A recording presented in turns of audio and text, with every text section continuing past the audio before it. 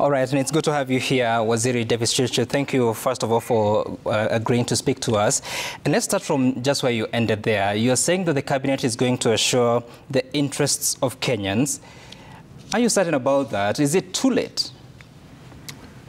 Let me thank you for inviting me here. And basically, I don't know whether to seek to educate you guys or educate Kenyans on the PPP Act, which does provide for the privately initiated proposal, right, which is a procurement process where a private investor will seek to privately invest, and there is a due process under the Act, the PPP Act, on the procurement process, and which runs about 20 stages. We are at stage 14, and stage 16, 17 is cabinet, and we will complete at some kind of a process number 20. Okay. So it's a due process under the Act. I don't know whether we've done much work as a media house to help the process, but I hope we have enough time for me to help Kenyans run through the 20 processes. We do have enough time on the due process. And just taking cue from what you just said, that you're now on stage 14,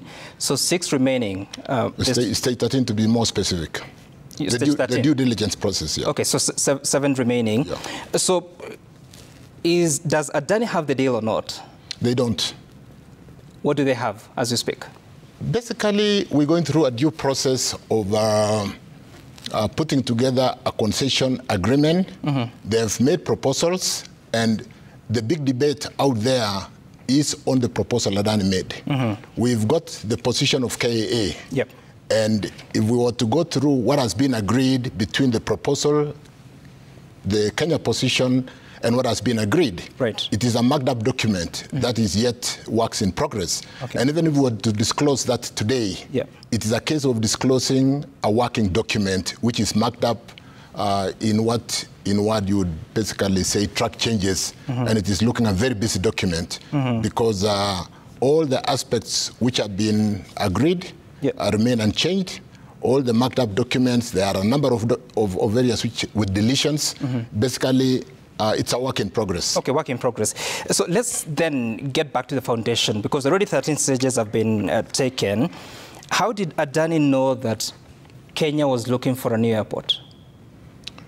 What happens is in a privately initiated proposal, investors would look for opportunities. Like I do understand in this country, we could do better in investing in housing hostels for our students.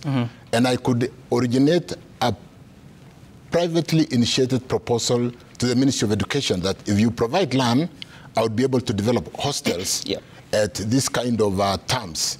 That will be taken through the due process, evaluated to the extent that government fiscal headroom can accommodate. We can say, no, we have capacity to build. If the government doesn't have capacity, we can say, yes, we can look at the process and take it through the due process in line with the law. That is within the country? Within the country. Adani origin is India. How did they learn about it in Nairobi? There are very many proposals. I've just come from energy, and you may be aware that most of the power generation programs developing and feeding into the grid are PPP programs. I think because PPP Act number 14 of 2021 is fairly a new act, I basically think that we have not socialized much or spent time to understand this procurement process, which is really established. So the question I'm asking, Waziri, look, we had a cabinet dispatch, I think it was on 11th of June, okaying some 2 documents from the Kenya Airports Authority, that is on the master plan and the policy of the KIA. Adani presented their PIP, privately initiated proposal, in March 2024. How did they learn about it before even cabinet approved such a thing? I think it's not a secret that we've been seeking to build an airport in Kenya for a long time. Yes, we've been trying to do it under the government fiscal headroom. But for a $2 billion investment and the kind of debt that the government is sitting on government balance sheet today, we are unable to accommodate those kind of projects. So we've done a feasibility study. We've sought to build an airport on government investment.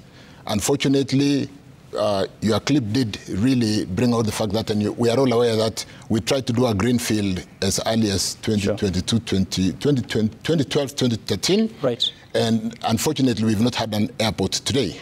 Did you receive any other privately initiated proposal? No, we've only received one. Therefore, the question, how is it that it's just Adani that learned from it? And as you answer that, in June 2023, your predecessor, Kipchumba Murkomen, indicated that they were going to advertise a request for expression of interest to build the airport in a PIP model. We have no evidence that that ever came out. You know, when you talk to the Act, and like I've said, the privately initiated, it is privately initiated. For privately initiated, you don't advertise. I can look for an opportunity based on where I think the government needs support and initiate privately a proposal. That proposal then goes through the due process, which I did indicate that I don't think we have enough time, but I could take you through the due process on where you see opportunity as an investor, where you can get return on your equity. And if the government deems fit and it goes through the due approval process in those 20 stages, then it becomes a project. But as we speak today, it's a case of, yes, we need to evaluate many things, hem in to see where we can agree, and eventually seek the AG opinion, take it to cabinet, sign it off, and be able to get a concession thereafter. Waziri, there are other methods of procuring a PPP in the law that you're referring to, including competitive, and there's also restricted. Why didn't the government consider those and went straight to PIP? I think, Kituku, to be really fair to the process, we could, if we have time, you do know during El Nino, our airport has just been leaking. And we are criticized during the difficult time, we are criticized during, we need to build a new airport for Kenya. As to whether we can afford to build it on government balance sheet, we should have done that a while ago. Right. As to whether the process under the PIP will go through is something we need to see as we allow the process to go through, and see whether we are going to hem in and agree on the parameters that the investors proposed and what Kenya is basically saying, this is deal breakers, and therefore we should be able to... I think what I'm asking for so that we can make progress is, what is the justification of going for the privately initiated proposal, knowing too well that the preferred mode is competitive, including the advisory from ALG, was a competitive sort of process? I think it is just one of the procurement methods. Anybody can bring in a privately initiated project proposal. And you could go the Swiss way, where you can take the due process of privately initiated. If you have the luxury of time, invite other people to match, and eventually allow the initial company to basically recompete and possibly win the whole thing. So it's one of the processes allowed by law. And then so in a situation where an investor has written to us, we evaluate that investor's proposal, and to the extent that we could agree, it can go through. If we don't agree, then it collapses. Are you aware that initially the JKIA found that the proposal by Adani was untenable based on some of the proposals about the feasibility of financial and others? Yeah, it's a process. It's a process. What happens, and I don't know whether I keep on insisting that 20 processes, if I was to take you through the 20 processes as articulated or brought out by the law, we'll take it through every stage. And if it doesn't qualify, we go back to ask them whether, and it moves to and fro, and it can succeed, it can collapse.